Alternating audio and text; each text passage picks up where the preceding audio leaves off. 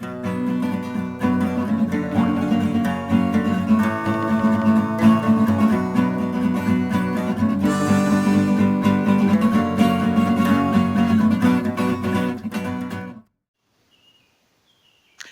YouTube stackers. This is ST with Silver Stacking 101, where we always believe in staying stacked and packed. Stacked with silver, gold, food, ammo, and packed with the means necessary to defend our stack. I believe in being thorough in our due diligence. I believe in assimilating all relevant information one can before entering an investment. 2 weeks ago, I didn't do that. I screwed up. Thankfully, it was with my money and our clients' money. I want to tell you the story because there is a lesson in due diligence in this story and the ramifications when one does not do it. 2 weeks ago, I was closing a real estate transaction from a guy I've done many transactions with. Let me tell you about this guy. This guy goes to tax sales and buys tax lien certificates. Then, after a year, if the certificate's not redeemed, he gets a tax deed, and he's got a list of investors he goes to try to unload the property. I'm on that list. Sorry, guys, I just had to move around and get something out of my eye.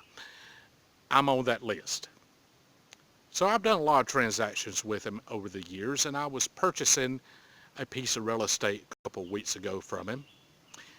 And while I was doing it, he brought up another lot he had. And this guy's honest. He just doesn't research his lots. He just wants to turn a fast buck. He had a lot in a county about 50 miles from me. This lot apparently had been a mobile home lot.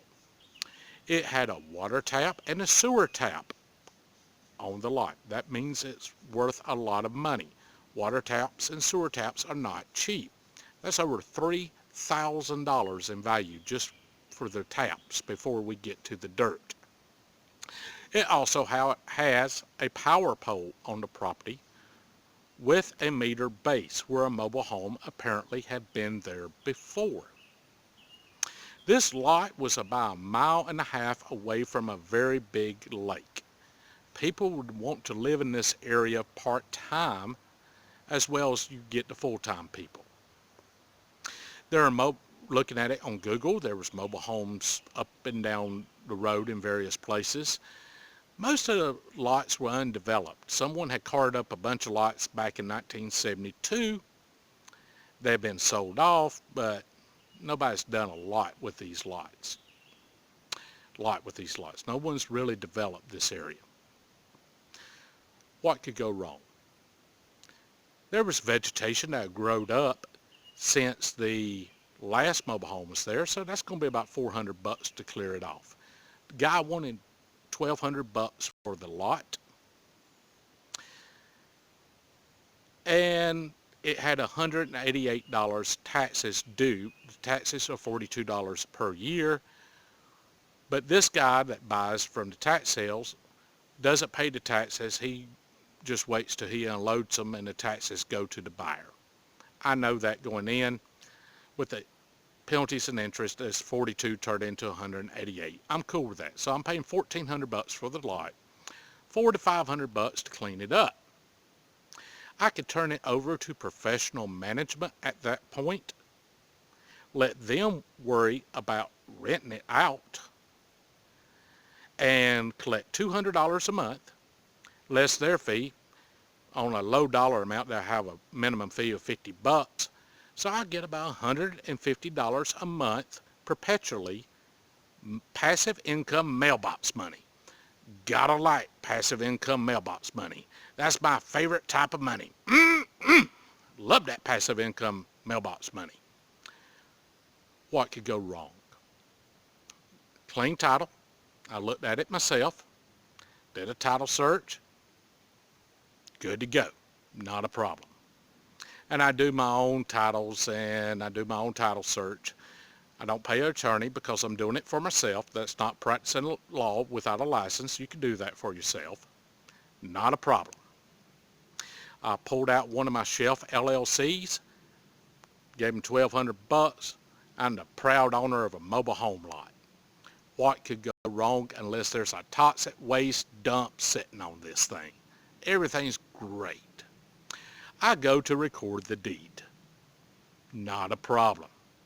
Paid the taxes. Not a problem. And I was remarking how low the taxes were on this lot.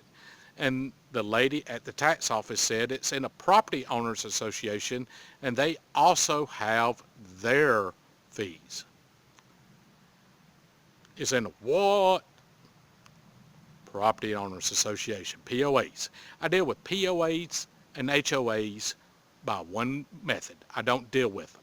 I never buy property in a POA or HOA. You get into politics, and it's bad enough dealing with small town municipalities, but these people are even worse because you don't have redress of a court system often. And they think of new and innovative projects to assist property owners with to spend money on big ideas. I hate POAs.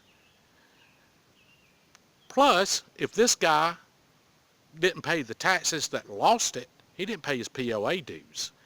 So there's an arrearage of POA dues. I can't even get the POA to call me back to tell me what the arrearage is.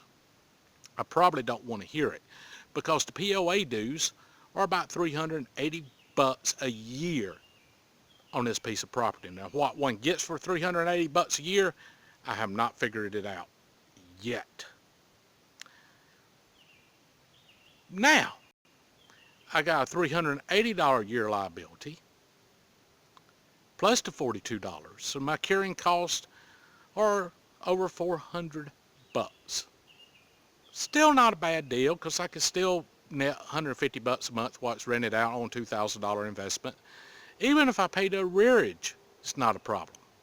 The problem is in 2012, the POA passed a new set of restrictions that outlawed mobile homes and also mandated that any home on the lot had to be owner occupied. This just blew this out of the water. I can't sell this lot, most likely, for the arrearage in the POA and what I got in the lot. I'm going to end up losing on this lot. And that's because I did a boneheaded move and didn't do my homework and bought it on a knee-jerk reaction. And I wanted to make this video to tell you what a mistake can do to you. And I know better, and I still did it. Let me know what you think. Laugh at me, agree, disagree. Let me know what you think and why you think it.